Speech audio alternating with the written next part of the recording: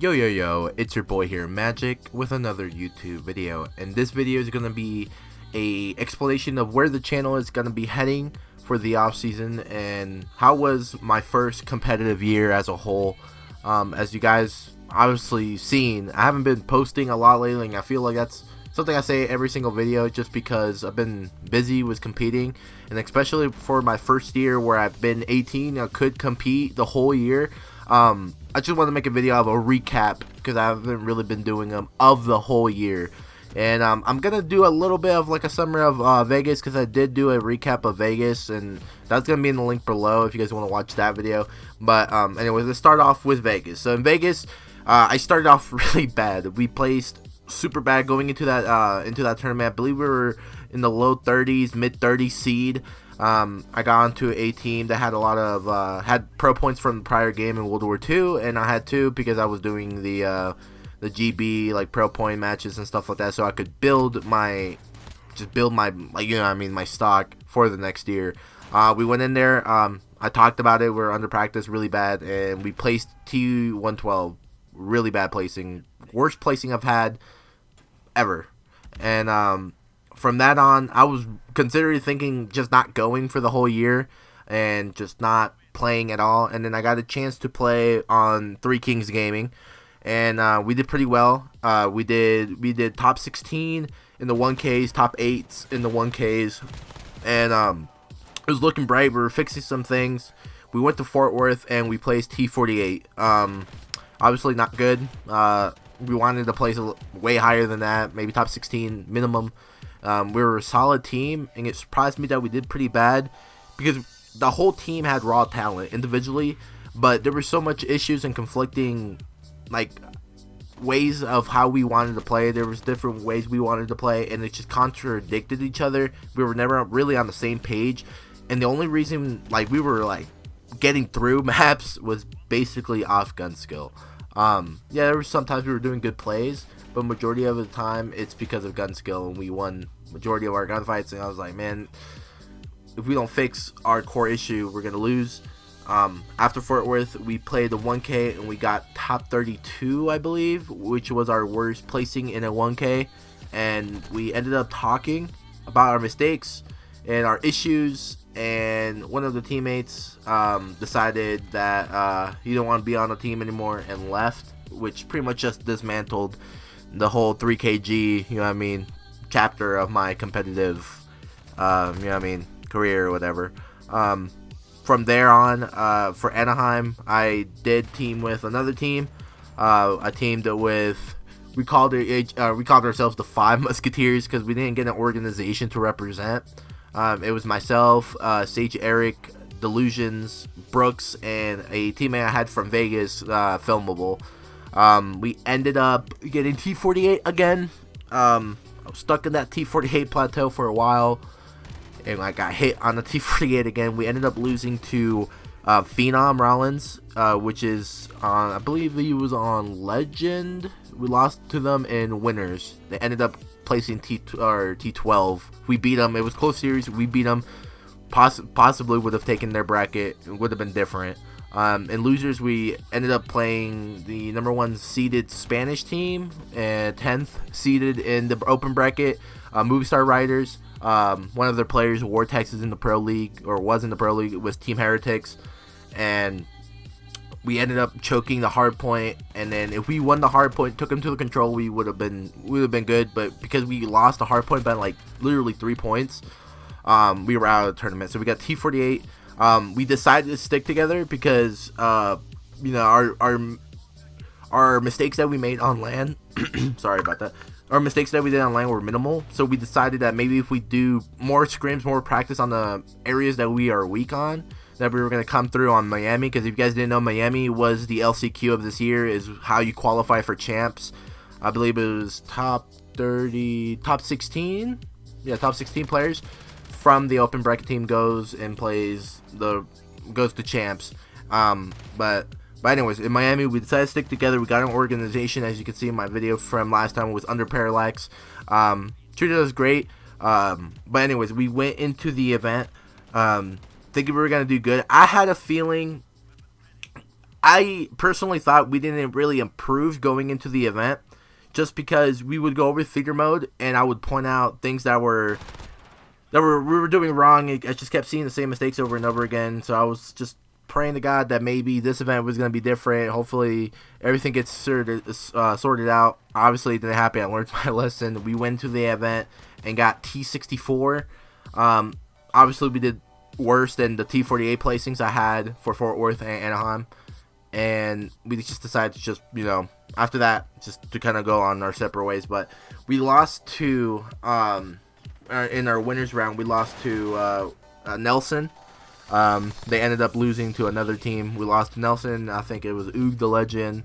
And then we went down to losers, and we ended up choking in losers against these guys named Tom Cilantro and Sinless. We ended up choking.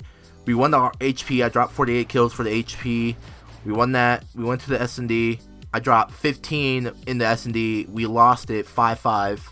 I had streaks and everything, and we still lost it. We managed to choke it. And then going into the third map control, we were just demoralized after that 5-5 comeback on. And we just lost the control. I think it was like 1-3 or 0-3. It was just done for at that point. And it was pretty sad because I knew individually as a player I got better over the year, and I just felt like the buy placings didn't really represent that as me as a player, and it was just kind of I don't know, it was just heartbreaking knowing that I put a lot of effort in and we didn't get really anywhere. The goal was champs and we couldn't get T16, so we lost that Miami, and then obviously we didn't go to champs. So that was pretty much my year in general. I would say who we lost to in Fort Worth. I don't remember the teams really because it's been a while back, but I know it was 2 European teams that sent us home, and the Europeans always had me by the neck. In Anaheim I lost to a European team, and then in Miami I've been an Australian team, so I still haven't beat the European curse, you know what I mean, quote unquote. But yeah, that's pretty much my year recap in competitive Call of Duty. My overall opinion, it was stressful. Every day you get on, you have to scrim and learn new things, and you have to be the best player, teammate you can, and you have to transfer what you learn in scrims over to the game, and it was a lot on the plate. On top of that, I had school, and I just didn't have enough time to make videos. I wanted to make videos, but I was just too afraid of posting videos or streaming and letting opponents watch and take our strats and all that, and obviously that didn't work because we obviously still got countered. But anyway, the future path of this channel for the off season and for next year, I've been asked if I'm gonna be competing next year. The answer right now is yes, but I want to make sure, I want to build a team of passionate players around me that have experience.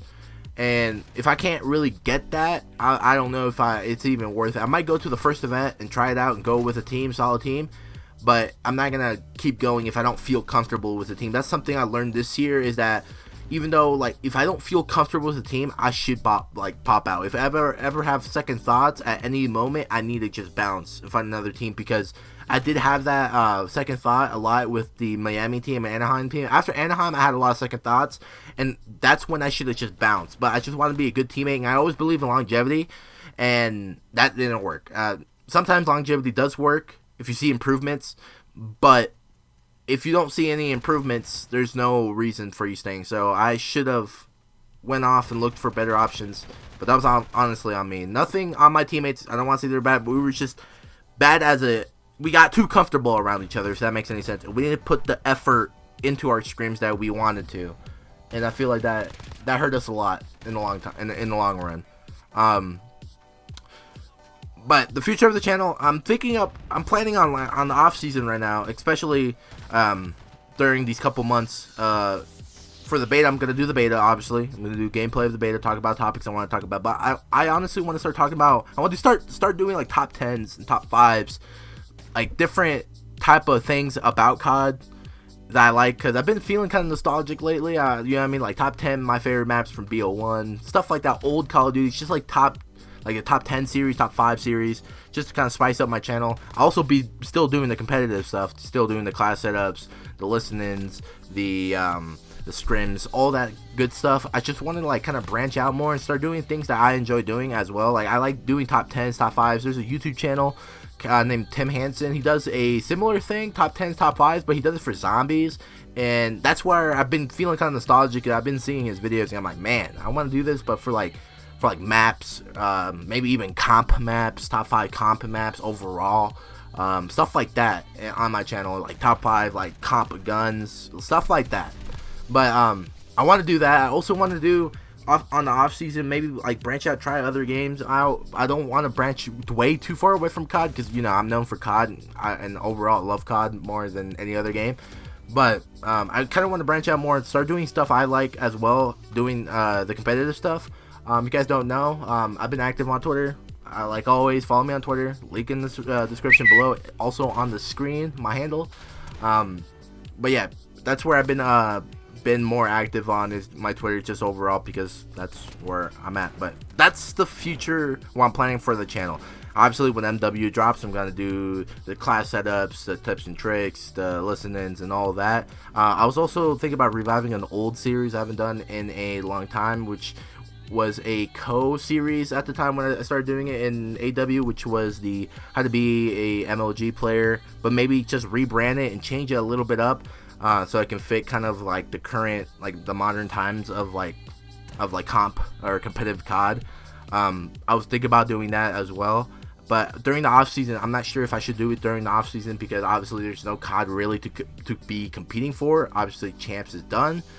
Events are done for this year, so everyone's on the off season. So I might start that back up in the MW. But that's where I've been at. That's my overall year summary of what I've placed, what happened to the teams I was on, and what I'm planning to do next year, and also the direction of the channel, like what I'm going to be posting for the off season and what I'm planning to post once MW beta and the MW game drops in October.